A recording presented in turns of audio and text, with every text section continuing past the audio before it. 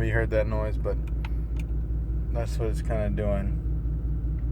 And you see the AC is not on, or AC light would be on, so with the other thing,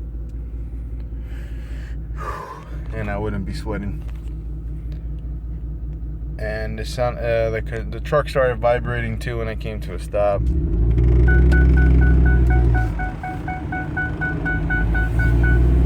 Oh, the AC's back on. The display's shut back off. I don't know what kind of issue that is. Bad wiring, something wrong. There's something weird. But that noise is freaking me out. And the wanting to shut down is tripping me out too.